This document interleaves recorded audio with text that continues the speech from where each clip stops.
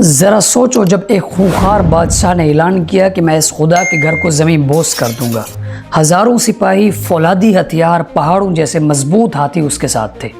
مکہ کی وادی کانپ رہی تھی، اہل عرب کے دل دہل رہے تھے۔ لیکن پھر آسمان پر سیاہ بادل چھا گئے، فضا گونجنے لگی اور پرندوں کی فوج نمودار ہوئی۔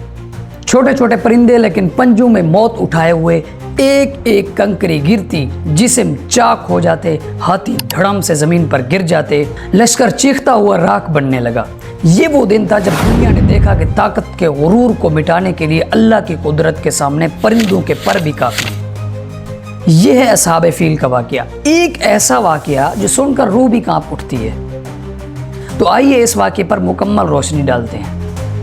بسم اللہ الرحمن الرحیم۔ ملک یمن پر مشرک بادشاہ کا قبضہ تھا۔ اس کا نام ذو نواس تھا، جو بڑا ظالم بادشاہ تھا۔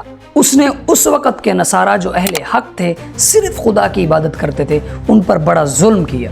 اس نے طویل و عریض خندق کھدوا کر اس میں آگ بھر کر اہل حق نصارہ کو، جو بت پرستی کے خلاف تھے، اس میں ان سب نصارہ کو ڈال دیا، جن کی تعداد تقریباً 20,000 کے قریب تھی۔ اس میں سے 2 آدمی 2 تیز رفتار گھوڑوں پر سوار ہو کر بھاگ نکلنے میں کامیاب ہو گئے۔ وہ بادشاہ ملک شام کے پاس چلے گئے اور فریاد کی کہ ذو نواس کے مظالم بہت زیادہ ہو گئے۔ تو پھر بادشاہ ملک شام نے بادشاہ حبشہ کو خط لکھا کہ تم اس ظالم سے ظلم کا انتقام لو۔ اس نے اپنا ایک عظیم لشکر تیار کیا اور اس کے 2 کمانڈر اربات اور ابرہہ کی قیادت میں یہ لشکر دیا۔ اس لشکر نے بھرپور حملہ کر کے یمن کو قبضے سے آزاد کرا دیا۔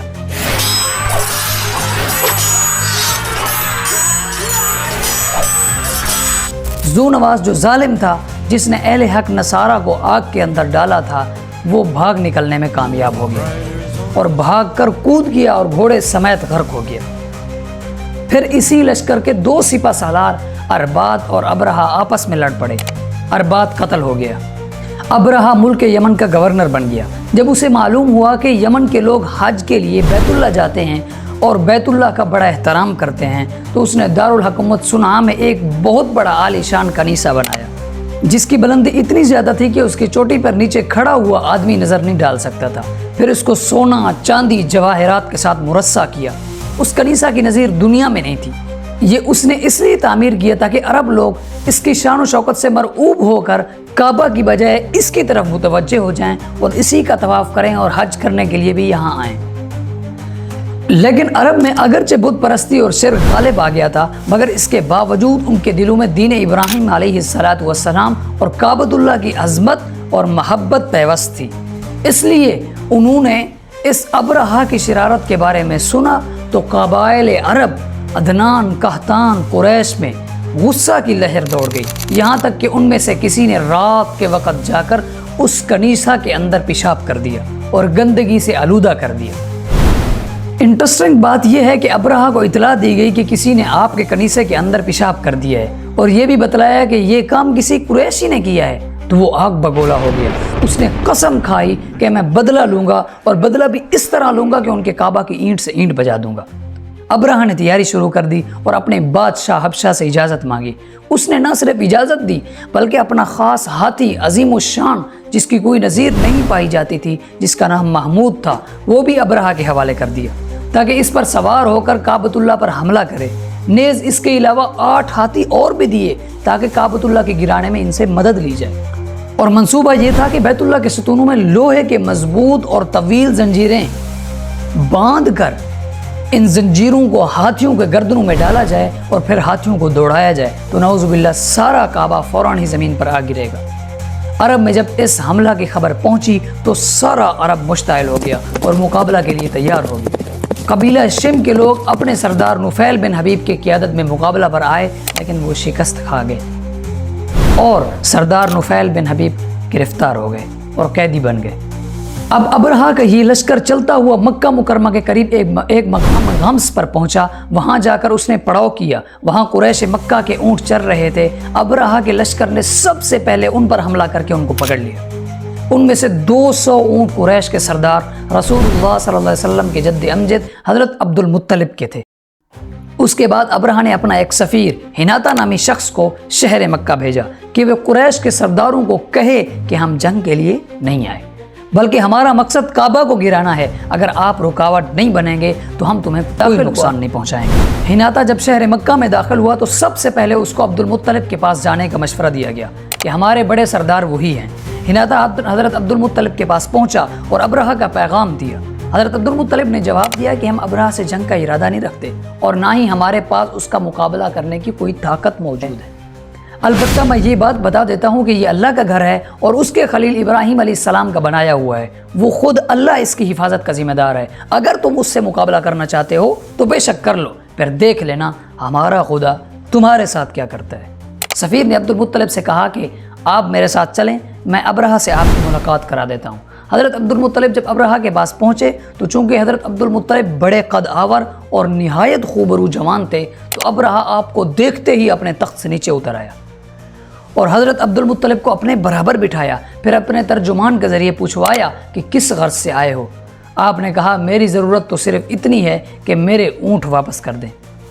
ابرہہ نے کہا کہ آپ نے کعبہ کے متعلق کوئی گفتگو نہیں فرمائی بلکہ اپنے اونٹوں کے متعلق بات کی۔ حضرت عبد المطلب نے عجیب جواب دیا کہ اصل بات یہ ہے کہ اونٹوں کا مالک تو میں ہوں، اس لیے مجھے ان کی فکر ہے اور ان کا مطالبہ کی ہے، باقی رہا کعبۃ اللہ، میں اس کا مالک نہیں ہوں، نہ مجھے اس کی فکر ہے، اس کا مالک ایک عظیم ہستی ہے، وہ اپنے گھر کی حفاظت خوب کر سکتا ہے۔ ابرہہ نے کہا تمہارا خدا اس کو میرے ہاتھ سے نہیں بچا سکے گا، نعوذ باللہ۔ حضرت عبد المطلب نے کہا پھر تمہیں اختیار ہے، جو چاہو سو کرو۔ ابرہہ نے عبد المطلب کے اونٹ واپس کر دیے اور وہ اونٹ واپس لے کر آ گئے اور قریش کی ایک بڑی جماعت کو لے کر کعبۃ اللہ میں داخل ہوئے اور بڑی آہوزاری کے ساتھ بیت اللہ کے دروازے کا حلقہ پکڑ کر دعا کی اور اشعار پڑھے اور کہا یا اللہ ہم اس ظالم کا مقابلہ نہیں کر سکتے، تو خود ہی اپنے گھر کی حفاظت فرما۔ اس کے بعد حضرت عبد المطلب اہل مکہ کو لے کر مختلف پہاڑوں پر چلے گئے کیونکہ ان کو یقین تھا کہ ابرہہ کے لشکر پر کوئی عذاب ضرور نازل ہوگا۔ صبح ہوئی تو ابرہہ نے کعبہ پر چڑھائی کی تیاری کی اور اپنے ہاتھی محمود نامی کو آگے چلنے کے لیے کہا۔ نفیل بن حبیب جس کو راستہ سے پکڑ کر لایا گیا تھا اس نے آگے بڑھ کر ہاتھی کے کان میں کہا کہ تو جہاں سے آیا ہے وہیں سے سالم چلا جا کیونکہ تو اللہ کے ولد امین میں ہے۔ یہ کہہ کر اس کا کان چھوڑ دیا۔ ہاتھی یہ سنتے ہی بیٹھ گیا، اس کو اٹھانا چاہا، چلانا چاہا، لیکن وہ اپنی جگہ سے نہ ہلا۔ اس کو بڑے بڑے آہنی ہتھیاروں سے اندر اس کے ناک کے اندر لوہے کے آنکڑے ڈالے گئے، لیکن تمام کوششیں ناکام ثابت ہوئیں۔ اس کو یمن کی طرف چلایا جاتا وہ چلنے لگتا، شام کی طرف چلانے لگتے تو وہ اٹھ کر چل پڑتا، لیکن ہر طرف چلتا۔ بیت اللہ کی طرف اس کو چلایا جاتا تو وہ بالکل نہیں جاتا تھا۔ ایک تو قدرت کا یہ کرشمہ ظاہر ہوا، دوسرا کرشمہ یہ ہوا کہ کچھ قطاریں پرندوں کی آتی دکھائی دیں جن کے پاس 3 کنکریاں تھیں جو چنے یا مسور کے برابر کی تھیں، ایک کنکری چونچ میں اور 2 کنکریاں پنجوں میں۔ آتے ہی وہ پورے لشکر پر چھا گئے اور وہ کنکریاں ان پر گرانا شروع کر دی۔ ایک کنکری نے وہ کام کیا جو کلاشن کوف کی گولی بھی نہیں کر سکتی۔ ان کنکریوں میں زہر کا بارود تھا، جس کو لگتی اس کے جسم میں آبلے پڑ جاتے، جسم میں زہر سرایت کر جاتا، جس کو لگتی سر سے گزرتی ہوئی سرین سے نکل جاتی اور زمین میں گھس جاتی۔ یہ عذاب دیکھ کر سب ہاتھی ادھر ادھر بھاگنا شروع ہو گئے، پورا لشکر ادھر ادھر بھاگنا شروع ہو گیا۔ کسی کو نہیں پتا تھا کہ کس طرف کون جا رہا ہے۔ اللہ تعالیٰ نے سارے لشکر کو موقع پر ہلاک نہیں کیا، بلکہ یہ راستے میں ٹکڑے ٹکڑے ہو کر گرتے رہے، مرتے رہے۔ ابرہہ کو چونکہ سخت سزا دینی تھی اس لیے فوراً ہلاک نہیں کیا، بلکہ زہر اس کے جسم میں سرایت کر گیا اور اس کا ایک عضو اور ایک جوڑ گل کر سڑ کر گرنے لگا۔